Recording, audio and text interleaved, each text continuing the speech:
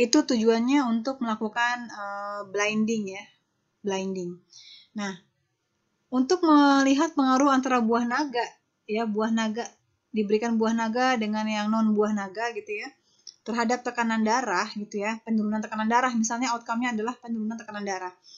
Nah, kan banyak faktor lain yang mempengaruhi tekanan darah, ya kan?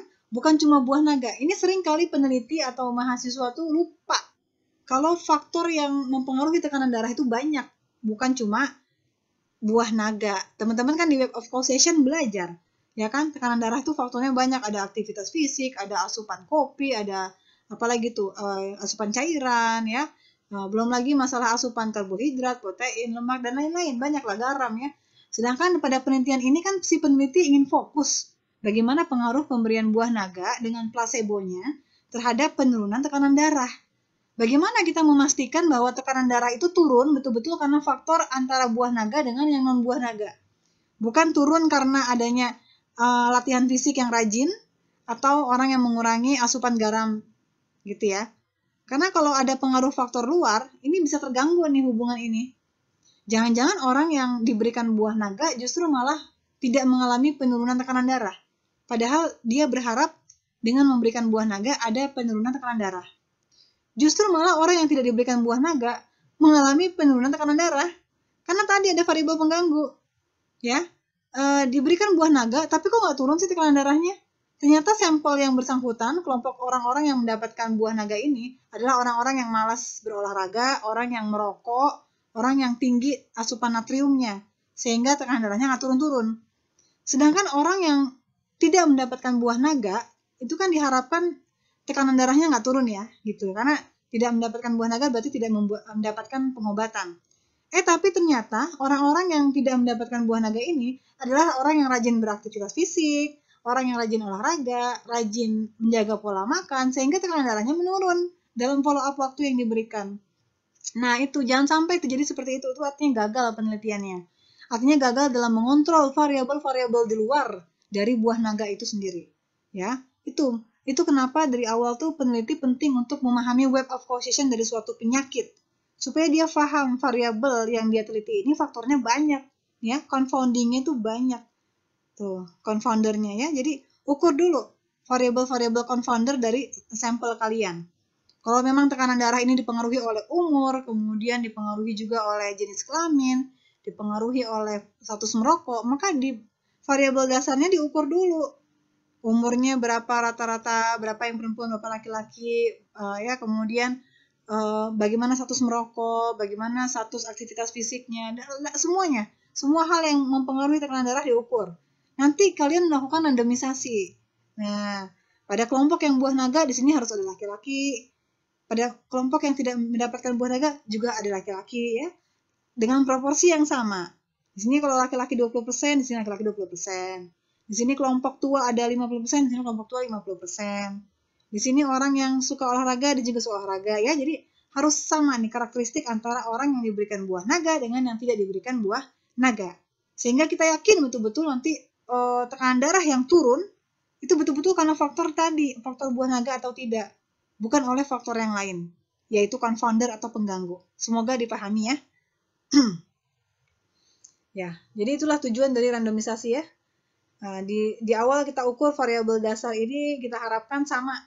Ya, tujuannya mengukur variabel dasar kita harapkan karakteristik antara E plus dan E minus ini sama ya. Sama-sama proporsinya antara karakteristik di kedua kelompok. Ya, itulah pentingnya melakukan randomisasi.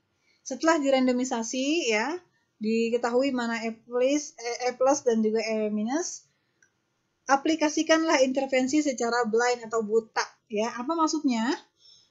Kita harus sebagai peneliti kalau bisa kita blind.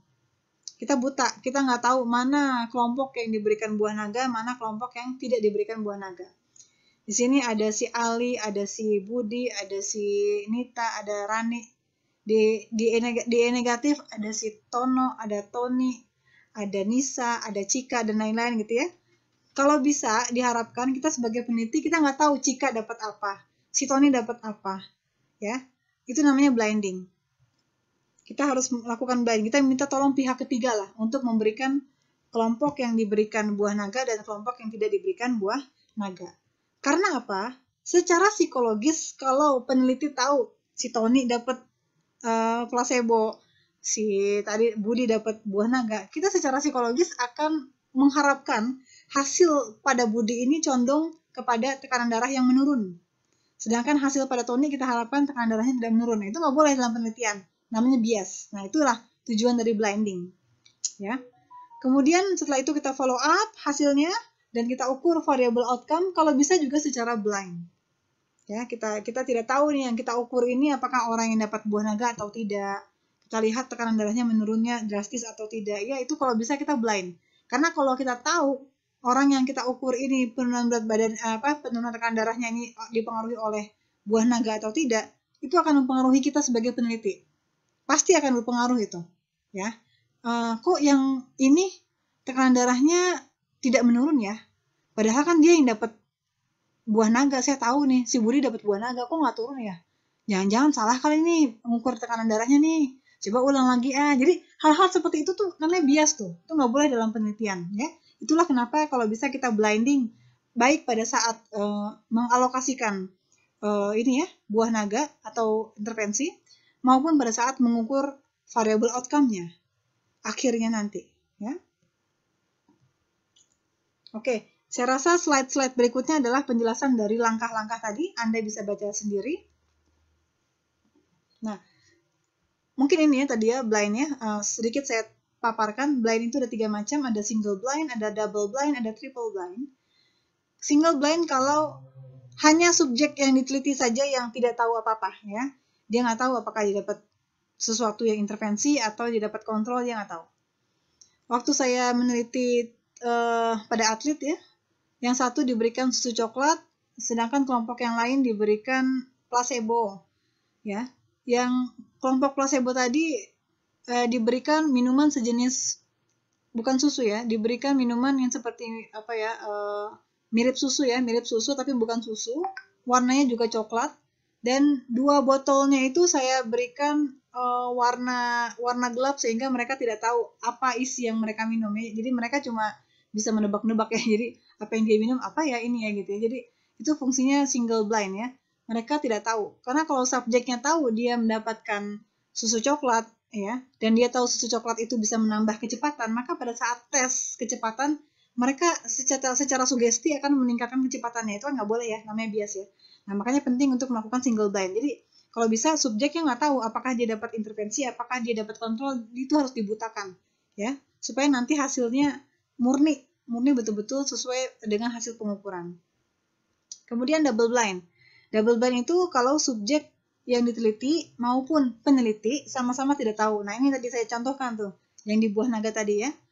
Peneliti maupun yang diteliti nggak tahu mana yang dapat buah naga, mana yang tidak dapat buah naga, ya, karena dibuat placebonya, dibuat tiruannya. Itu biasa dilakukan untuk penelitian eksperimental. Warnanya sama seperti warna jus buah naga gitu ya. Rasanya diberikan perasa buah naga, padahal itu bukan sari buah naga. Itu memang biasa dilakukan untuk eksperimental, tujuannya untuk blinding. Kemudian triple blind, kalau subjek yang diteliti, peneliti maupun yang menganalisis data, ini sama-sama tidak tahu. Ini lebih bagus lagi. Jadi yang paling bagus adalah yang triple blind. Karena apa? Kalau yang yang diteliti nggak tahu dia dapat apa. Peneliti juga tidak tahu mana dapat mana gitu ya. Tapi kalau yang analisis data tahu, ini ada kemungkinan bias lagi. Tadi yang saya katakan contohnya tadi ya. Dia tahu subjek ini adalah kelompok yang mendapatkan intervensi. Tapi kok penurunan tekanan darahnya kok rendah ya. Nah, nanti ada kekhawatiran dia bisa mengotak-atik data nih. Nggak boleh itu. Ya, karena dia merasa ini kayaknya orang yang dapat itu deh. Buah naga ya. Harusnya dia menurunnya drastis. Kok nggak drastis ya? Nah, dia bisa berpotensi mengotak-atik data. Itu dikhawatirkan tidak boleh ya. Oke, ini mungkin bisa dibaca ya. Jadi kegunaan blinding ya sangat penting untuk randomisasi ya, untuk follow up, menghindari bias ya. Silakan dibaca sendiri. Ini adalah penjelasannya. Oke, lanjut saja. Ini juga ya sudah mengukur outcome tadi sudah saya jelaskan. Teman-teman bisa membaca sendiri. Ini adalah ketentuan-ketentuannya. Nah, kita masuk yang jenis kedua dari between group design, yaitu quasi experimental design.